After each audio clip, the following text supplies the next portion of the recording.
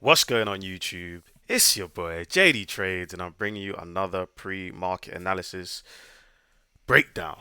Okay, so the market is currently closed. Before we get straight into it, as always, let's go through the economic calendar. It is a very dollar heavy week, to be honest. It's a very dollar heavy week. Tuesday, we've got existing home sales. Wednesday, we've got composite manufacturing services PMI for the pound, followed by the exact same manufacturing services for the dollar, followed by new home sales, crude oil inventories on Wednesdays as usual. And we have the Canadian Bank of Canada's interest rate decision. So if you are a CAD trader, something to definitely look out for, whether they do decrease the interest rate or not. Thursday is GDP and initial jobless claims for the dollar once again, followed by Friday for some core PCE price index data for the dollar once again. So as I said to you guys, it is a very dollar heavy week. So let's take a look at the breakdown in terms of the dollar so far. So ideally, the dollar has taken out some very, very key areas on the weekly in terms of the imbalance. Now, there are two potential pictures forming here for the dollar. We have played into this weekly candle here, right? And we've had a pretty decent reaction on the weekly time frame so far. Okay, so in terms of what we're seeing here, is pretty decent, guys. I'll have to say it does look like next week we may get a potential continuation to the upside, but we have to see how price continues to build as we move on. Right, so we still have this first area here that we were looking for last week. However, we did not get it.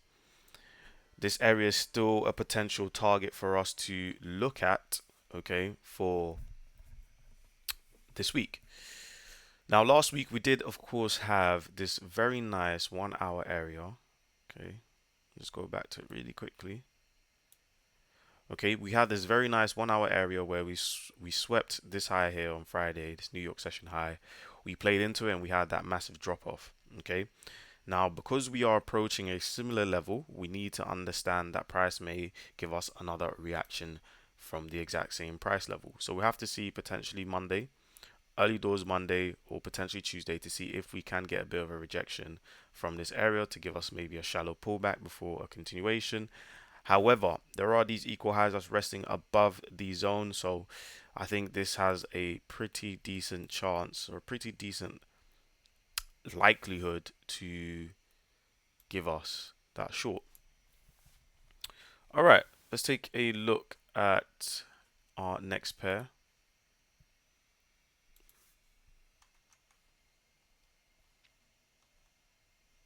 Our next pair is going to be on Euro USD. So for EU, we've had a pretty decent reaction.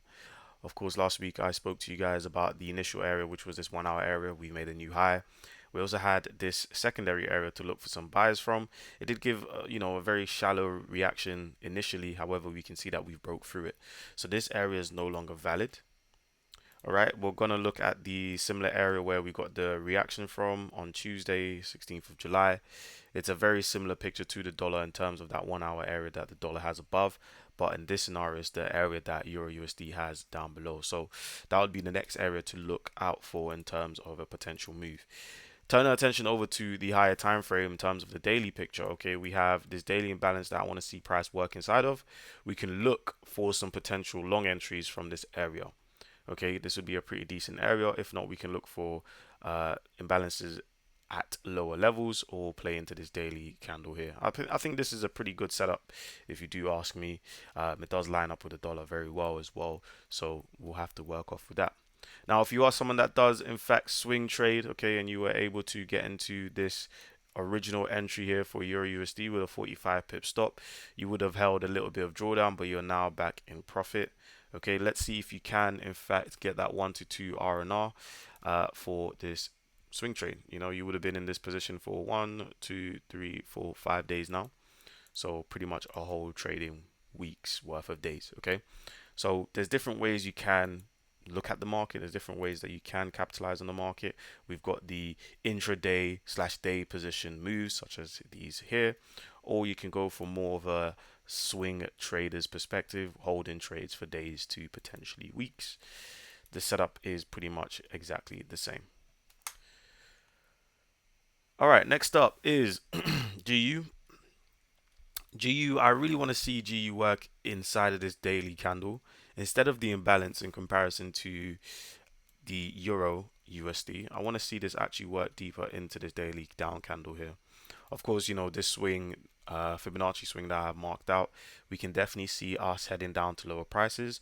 But for those of you that do know, my strategy is 50% Fibonacci retracement is valid enough for price to continue pushing up. So with the initial push that well, the continuation of the push that we've had on Wednesday, this daily candle does fall 50% of the fib swing. It's not, ideal areas for us to be catching a trade from, but it's an area that we can work with.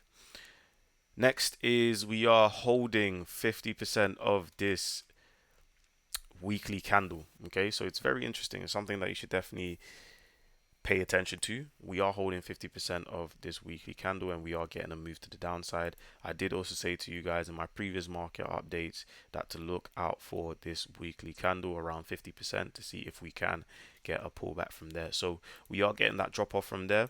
We do have our daily targets. We've had some pretty decent moves in terms of pullbacks and continuations to the downside that you could have participated in this GU move. So at the moment, of course, we can see that price has dropped down a lot deeper. I would say let's take a look at price taking out of this low first, working inside of the remainder of this 1 hour balance and looking for a trade to the upside. Maybe we can come back up for some of the Asia session highs. So for example here, this could be a pretty nice target for GU. But of course, something to bear in mind is that this is pre-market data, so pre-market open data analysis. So we need to take it day by day. That's why I do release a daily market outlook for you guys to take advantage of. Perfect. Next up is on gold. Okay, so pretty much for gold, we had a very, very amazing short, which was talked about and discussed inside of my Telegram. The link to my Telegram is in the description box of this video.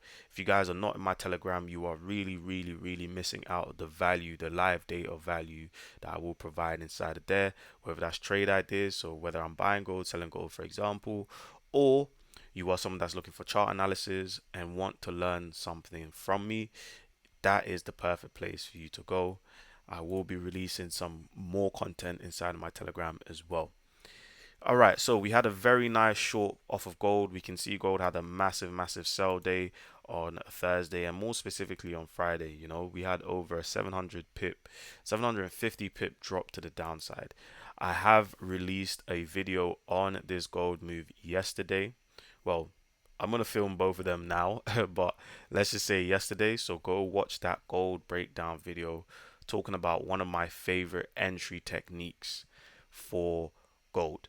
Okay, definitely is a must watch. Okay, so be the previous video posted on Saturday, aka yesterday. So at the moment, we've seen gold give us that initial drop to the downside. Very, very nice move, very predictable move. A move that I mentioned inside of my Telegram way beforehand, and we've seen price, of course, respect that move, and it's been pretty good. Now, the daily picture for gold is I'm gonna expect gold to continue to drop. Okay. Now, the target is going to be for Friday, 12th of July's low to get swept. Okay, and that area get taken out. Right, we do have a little tiny bit of imbalance on the daily perspective. I want to see price work inside of this zone, fill this out, and see if potentially this daily area here can give us a move. Now, if we look at gold, right? If we look at gold, okay, from a structural perspective, price has yet to close above this most recent weekly high. Yes, we have punched above it, which is fine, which is fantastic. However, I want to see if we can get a very nice pullback down lower to lower prices before we see a continuation, because this wick, I'm expecting this, well, last week's weekly candle to get filled out. So I don't really want to see a very strong move to the downside for gold this week. or potentially the week after, I want to see us have a pullback. We will probably work 50% of this wick. Okay, so Monday, 8th of July, that weekly candle we may push down, form the low of the week somewhere around here. So maybe 50% of the weekly candle. That's going to be one of my levels that I'm going to be looking at, and to see if we can get a reversal to the upside and fully close above that weekly high. Okay, and also work deeper into this weekly candles wick. Okay, this wick here is pretty aggressive, so I want to see if price can give us that move. Now, in terms of this gold trade that was posted inside my Telegram, link to my Telegram is in the description box of this video, so you can just click in it and join the Telegram for free. Right, as you can see there, by this imbalance working here, we pretty much picked out the top of this whole move to the downside, starting from Thursday's high we dropped, and then Friday we had that continuation to the downside. So it was a pretty good move, if I do say so myself. Now we do have other areas working inside that we can look to take trades of inside of that daily area. I do believe it's more noticeable on the hourly. Yeah, I'm going to look for a trade somewhere inside this area to see if we can go long once again. We've had a pretty drastic move to the downside. If we are going to continue lower, I want to see us at least give a small pullback, early doors next week. So that is the potential play that we're working with. All right, let's look at a pair that I don't usually look at in CAD Swiss franc. This is going to be a shout out to, I forgot who asked me in one of the live streams to look at CAD.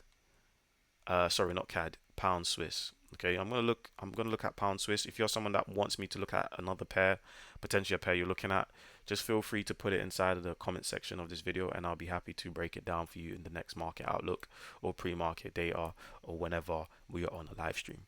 So at the moment, in terms of the weekly picture, we can see that we have broken beneath this weekly high low, right? We are working inside this weekly up candle here as well. We've worked around 50% of the candle. We've had a pretty good initial drop to the downside. Now on the daily perspective, we do have liquidity resting beneath these lows. Now ideally, do I believe that the Swiss franc is going to drop down lower? There is a potential of it doing so, but we do have the composite and manufacturing PMI coming out early doors this week, so definitely pay attention to that and see how this pair is going to react. Okay, so at the moment, in terms of this 4-hour pullback here, we can actually work both ways. The only annoying thing is, right, we are in this bit, well, it's a tiny bit of a range. So if we're gonna come down, I want to see this high get broken, the high get taken, work inside this 4-hour imbalance and see if we can get a short. Okay, if we don't see that, then let's look at this 4-hour imbalance over here. Okay, targeting this low to see if we can go for the highs. Okay, so it's either two options: we go for the highs first, then we drop to the lows, which is the more ideal scenario, or we can push down to the low before targeting the highs. And the reason why I say the first option is more appealing is just due to the fact that to the downside there's a lot more potential than there is to the upside. We've had a slight consolidation, a high. So if we can pull back down, work inside this daily imbalance, even this daily down candle, it's more appealing than us, of course, pushing down before taking out the area. So yeah, other than that, that is my take on GBP Swiss. I hope that is helpful. Longer term, in terms of the overall picture, it does look very bullish to the upside. All right, next up is Bitcoin. So Bitcoin is up, guys. Bitcoin is back above 65k. It's incredible. Okay, we are continuing to push through this weekly imbalance. Now you're gonna ask yourself, is this a potential all-time high forming? Maybe. What do I think personally? I do not think so. I think we will get another drop on Bitcoin. I don't think Bitcoin is now just going to continue rallying. If it does, then I guess I was wrong. But for the time being, from a structural perspective, from a technical analysis perspective, we should see lower prices. Even if it is going to go for all-time highs, we should see some sort of a pullback in the near future. Okay, so bear that in mind when you are looking at Bitcoin. You know, we do have these clear highs at some point. 72k is a very, very clear target for this to go for. Okay, so maybe we get a pullback down into this weekly imbalance here. Okay, we test it and then we push off from it. I would prefer that move more so than the latter. I know this has been a very long video. It's longer than my videos for the outlooks, but this is the time that it takes, you know, to break down, to journal, to reanalyze your old trades that you've taken throughout the week and see how you could have progressed. And you are putting in the time. Guys, as I always say before, don't forget to leave a like and subscribe. Leave a comment on a pair that you'd like me to look at and break down for you guys. And also turn on that post notifications to get notified whenever I post a new video. If you're not part of my Telegram, link to my Telegram is in the description box down below.